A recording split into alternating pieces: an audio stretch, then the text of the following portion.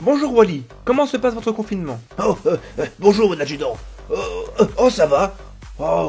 Je m'ennuie comme un rat mort ici dans le garage. Cela fait 3 mois que je ne suis pas sorti. 3 mois? Mais qu'est-ce que vous faites pour passer le temps? Vous allez devenir fou.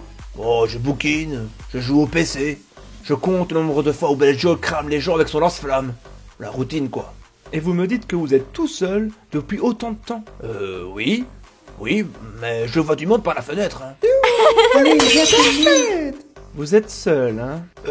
Oui, ce sont juste mes nièces. Elles sont venues m'aider à graisser certains moteurs de nos pièces d'exception. Je vois ça. Bref, j'aurais besoin que vous me fassiez une nouvelle chronique de chars. Vous en avez des Français dans le hangar? Oh oui, 5 je crois. Ils sont là-bas, près des toilettes. Génial. Cependant, vu que je ne peux pas me déplacer, vous allez devoir présenter la vidéo tout seul. Vous vous en sentez capable? Tout seul? Mais je n'ai jamais fait ça. Et cela risque pas d'attirer la jalousie des autres? Ne vous inquiétez pas, je m'en occupe des autres. Faites-moi une belle présentation, je vous fais confiance. Bon, d'accord, mais bon, je suis pas un présentateur, moi. Mais je vais faire de mon mieux. Merci beaucoup, Wally. Je vous laisse à vos occupations. Oui, merci, mais ce sont mes nièces, ça, Non, Delphine, ne touche pas!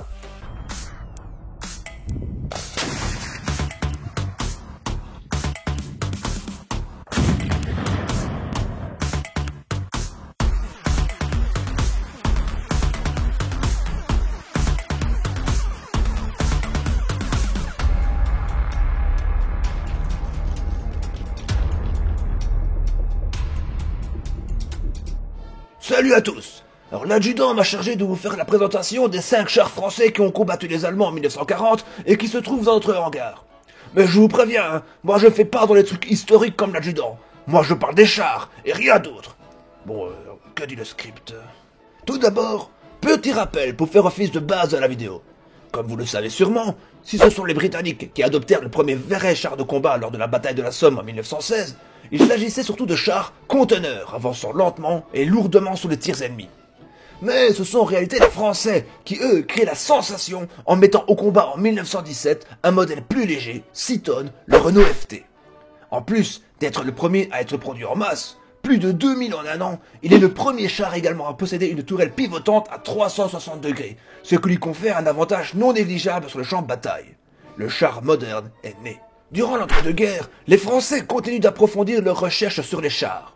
Ils sont d'autant plus motivés qu'il y a un véritable engouement pour leur Renault FT qui est exporté dans 25 pays. Et très vite, après une demande de mise en chantier d'un nouveau char d'accompagnement plus moderne que le Renault FT, un descendant direct de celui-ci sort des usines, le Renault R35. Ce char léger est destiné à l'accompagnement des troupes afin de leur apporter un appui-feu, c'est-à-dire qu'ils suivent l'avancée des soldats jouant le rôle d'artillerie mobile. Ils sont regroupés dans des bataillons de chars de combat ou BCC, mais toujours sous le commandement de l'infanterie. Il est muni d'un canon de 37 mm SA-18 et une mitrailleuse Rebel coaxiale de 7,5 mm est également installée. Propulsé par un moteur de 4 cylindres de 85 chevaux à essence, il peut atteindre une vitesse de 20 km/h. Cela peut paraître lent, mais il ne faut pas oublier que ce char doit accompagner l'infanterie. D'une longueur de 3,85 mètres, il ne dépasse pas les 2 mètres de haut pour 1,78 m de large. Un char discret, parfait pour être camouflé dans des sous-bois et surgir avec la troupe. Initialement, on lui confère un blindage de 30 mm étalé sur l'ensemble. Un chiffre remonté à 43 mm et qui porte le poids total du bestiau à 10 tonnes. Cependant, bien que ce char soit fiable mécaniquement, il est très vétuste dans son confort. 2 équipages, un conducteur et un chef de char font fonctionner le véhicule, ce qui est très peu. Le chef de char devant repérer l'ennemi, introduire l'obus, viser et tirer tout en surveillant les alentours et guider le conducteur. Assis sur une sangle en cuir, pas du tout confortable, le chef de char, à l'aide de ses genoux, donne les indications de manœuvre au pilote. De plus, le R35 souffre de gros problèmes dans sa suspension, alors que ses possibilités de franchissement d'obstacles sont insuffisantes. Cependant, sa vitesse de production fait en sorte que l'armée française en possède 945 au début de la campagne de France. Des prototypes de chars d'accompagnement, il y en a pas mal en chantier à ce moment-là. Cela reflète d'ailleurs bien l'idée qu'on se fait de ces engins à l'époque. Pas de grandes divisions de chars puissants, mais des chars plus modestes par leur taille et leur poids, mais qui doivent apporter un appui-feu à l'infanterie à ses côtés. D'ailleurs, nous avons ici un autre char français d'accompagnement, mais celui-ci est moins connu malgré d'indéniables qualités, le FCM-36. La société FCM, les forges et chantiers de la Méditerranée, se lance en 1933 également dans la mise en place de prototypes de chars légers d'accompagnement. Eux qui ont déjà construit le gigantesque FCM-2C 10 ans plus tôt. En 1935, un prototype sort des usines et impressionne les analystes avec notamment son blindage incliné et soudé, rare à l'époque, mais surtout un très beau moteur diesel qui réduit la consommation de carburant et la toxicité des gaz. Renvoyé pour être amélioré, il est officialisé en 1936 et déclaré d'ailleurs supérieur à ses concurrents. Il est armé d'un canon Puto SA-18 de 37 mm, le même que le Renault R35. Ainsi qu'une mitrailleuse Châtellerault de 7,5 mm de calibre. Équipé d'un moteur Berlier Ricardo à 4 cylindres en V diesel, il déploie 105 chevaux pour atteindre une vitesse de pointe de 25 km/h. Un peu plus gros que le Renault R35, il mesure 4,51 m de long, 2,14 m de haut et de large, avec un blindage allant de 20 à 40 mm selon les endroits pour une masse de 12 tonnes. Il est donc plus robuste que le Renault R35 et son blindage incliné ajoute une couche de protection supplémentaire. Mais comme le Renault, il est dirigé par 2 tankistes, ce qui lui confère les mêmes défauts d'utilisation. Même si la tourelle est légèrement plus grande, avec un chef de char devant opérer beaucoup de fonctions. Mais étrangement, ce char ne fut produit qu'à 100 exemplaires, ce qui est très peu alors qu'il est très apprécié par tous les gradés français. Des problèmes d'entente entre l'armée et les producteurs sont notamment la cause de cette petite commande de chars. Une société qui a accusé le coup et qui a eu du mal à relancer la fabrication de ces chars dans des conditions normales. Seulement 100 FCM-36 sont construits avant le mois de mai 1940, et ceux-ci sont répartis entre 2 bataillons de chars de combat, le 4e et le 7e. Toujours dans la gamme des chars légers d'accompagnement, des véhicules ne devant pas dépasser 13 tonnes, un autre constructeur se lance dans la course d'un prototype, la firme Hotchkiss. C'est en 1935 que le prototype du premier Hotchkiss H35 est présenté devant la commission d'expérience du matériel. À ce moment-là, il n'est pas encore équipé d'une tourelle. Conséquence, il a été rejeté. On retravaille sur le modèle et plus tard cette année-là, muni maintenant de la célèbre tourelle APXR, des ateliers de construction de Puto, en acier coulé, le prototype est accepté. Il est alors commandé à 200 exemplaires. Cependant, le char que je vous présente maintenant n'est pas le modèle H35, mais le modèle H39. Celui-ci est une modification de ce dernier avec un moteur plus puissant pour augmenter sa vitesse. Il est également armé du canon de 37 mm SA Puto et d'une mitrailleuse de 7,5 mm modèle 31. Certains de ces chars sont également montés avec un canon SA38 plus long, lui donnant de plus de possibilités anti-char. Le moteur à essence de 6 cylindres en ligne de 120 chevaux pousse le véhicule à 36 km/h, presque 20 de plus que les 2 autres concurrents. D'une longueur de 4,22 m pour 2,15 m de haut et 1,95 m de large, il possède un blindage de 40 mm dispersé sur le véhicule qui pèse 12 tonnes. Mais lui aussi est piloté par 2 membres d'équipage, provoquant encore et toujours les mêmes défauts. Environ 700 sont prêts au combat en mai 1940. Ce char montre de très bons résultats sur le terrain, tant grâce à sa maniabilité que par son blindage. C'est pour cela qu'on retrouve des H39 un peu partout dans l'armée française. Dans les BCC, bataillons de chars de combat d'accompagnement d'infanterie. Dans les DLC, divisions légères de cavalerie, en reconnaissance. Dans les DLM, divisions légères mécanisées. Et même dans les DC, les divisions cuirassées. Un char à tout faire, parfait pour l'accompagnement d'infanterie, mais aussi pour accompagner d'autres chars plus lourds. Cependant, l'armée française n'est pas non plus débile, et sait très bien que baser sa stratégie sur des chars légers d'accompagnement uniquement n'est pas idéal pour une guerre plus moderne. Ils ont également tourné leurs recherches sur des chars dits moyens, et bien entendu des chars lourds. Et dans la gamme des chars moyens, pesant au maximum 20 tonnes, un excellent bébé est produit, le SOMUA S35. Le SOMUA, acronyme de Société d'outillage mécanique et d'usinage d'artillerie, S35, est un char moyen principalement destiné aux divisions légères mécanisées, DLM, la cavalerie moderne voulue par l'armée française. La cavalerie devant opérer des missions de reconnaissance sur le terrain. Il est également présent dans les DC, les divisions de cuirassés. Le premier prototype sort des usines en 1935 sous le nom donné par l'armée AMC ou auto-mitrailleuse de combat.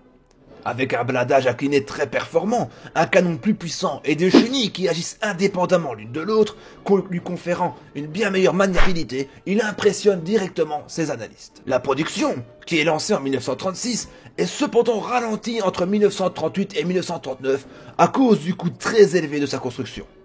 Ainsi, 430 exemplaires seulement sont disponibles et lancés en mai 1940 contre les Allemands.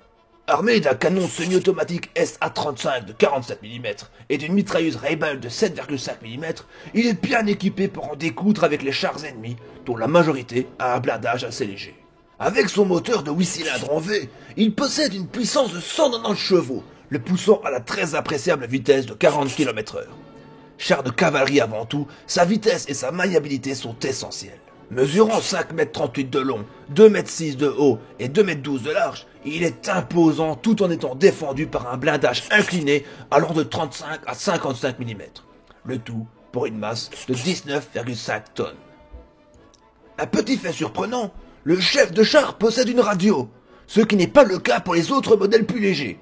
Un avantage supplémentaire qui permet aux 3 membres d'équipage d'être reliés en direct pour manœuvrer. Mais voilà le problème, ces radios ne sont prévues que pour les chars de commandement uniquement et pas pour ceux qui se battent sur le terrain. Cela réduit l'efficacité des communications. De plus, bien qu'ils soient un excellent engin, ils sont également les victimes de mauvaises décisions prises par le haut commandement, étant souvent mal employés ou envoyés là où leur efficacité est moins exploitée. Sans parler des problèmes de logistique dans l'approvisionnement et en carburant. Un superbe outil manié par de très mauvais bricoleurs. Une version S40 doit également faire son apparition, qui est bien plus performant, mais il est arrivé trop tard pour avoir un impact sur la guerre.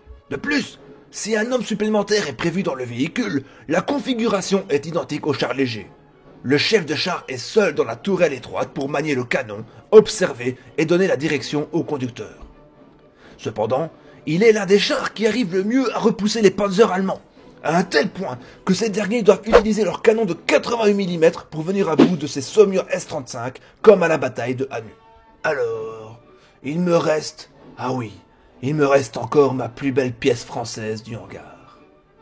Depuis 1921, on est lancé dans la recherche en France d'un véritable char d'assaut qui doit être plus lourd et plus blindé que les chars légers.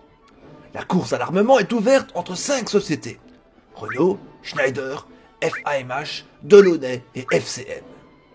L'idée retenue est de construire un char de 15 tonnes avec un canon puissant en casemate, donc immobile dans le véhicule, et 2 mitrailleuses en tourelle.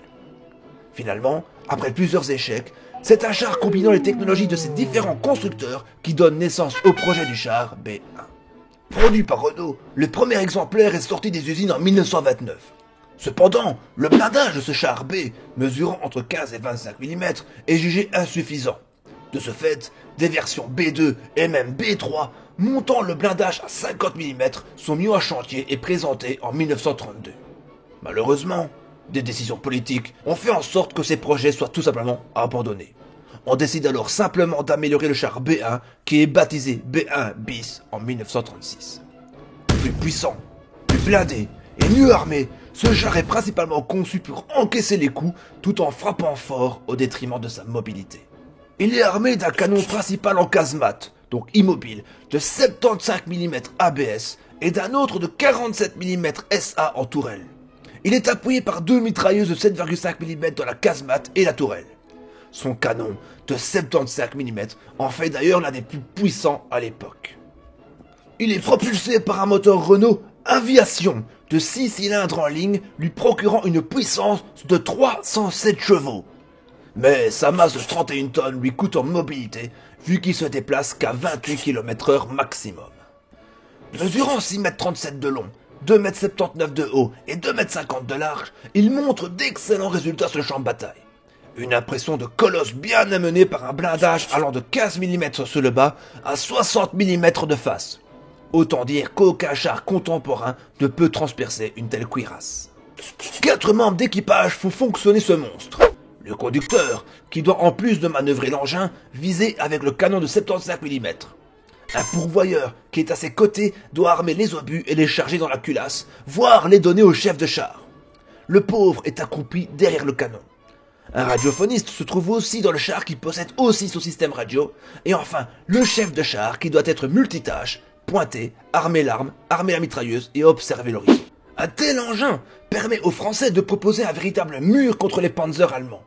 Ces derniers envoient sur le terrain majoritairement des Panzer 1 ou 2, dont le blindage et l'arme principale font pâle figure face au B1 bis. La fameuse bataille de Stone prouve bien la différence de puissance entre les deux. Durant le combat, un seul B1 bis a réussi à détruire 13 panzers ennemis sans subir de destruction. Mais ce colosse est très lourd à manœuvrer, demande un entretien compliqué, sans parler du temps pour le fabriquer. 369 exemplaires seulement vont au combat, regroupés dans des divisions cuirassées qui subissent d'énormes problèmes de logistique, particulièrement en essence. Le bestiau consommant 330 litres d'essence pour 100 km. Voilà, c'est tout ce que j'ai en magasin. Mais les Français ont employé d'autres chars, bien entendu. Mais ceux que je viens de vous expliquer sont les principaux que vous pouvez retrouver sur les champs de bataille en Belgique et en France en 1940. Ces chars français, contrairement aux idées reçues, ne sont certainement pas moins forts que les Allemands, ni même moins nombreux. Mais c'est la doctrine soutenue par le haut commandement, leur utilisation d'un point de vue tactique, qui fait la différence. L'armée française est résolument tournée vers un emploi défensif de ces chars. Tout le contraire des Allemands, qui proposent des chars plus légers, rapides et avec une meilleure autonomie. Bon, je pense que j'ai tout dit. Qu'est-ce qu'il dit déjà? Tellement... Ah oui, voilà. Merci à tous pour avoir regardé cette vidéo. Alors, je tenais à remercier grandement la tuteuse Camille Harley Vargas pour son aide. Si jamais vous traînez sur Twitter et que vous aimez les chars comme moi, n'hésitez pas à la suivre. C'est une vraie experte, en plus d'être une fille, ce qui est quand même assez rare. Alors, je vous laisse un lien en bas vers sa page afin que vous puissiez aller la voir. Merci beaucoup d'avoir suivi cette vidéo. Bon, j'ai moins fait de blabla que l'adjudant, mais moi, l'histoire de la guerre, voilà quoi. Alors, comment on finit déjà abonnez-vous, activez vos notifications, la clochette, laissez un commentaire de soutien, ça fait toujours plaisir. Voilà. À une prochaine fois. Voilà. C'était le capitaine Wally. Merci à vous. Eh bien, attendez, venez là, vous.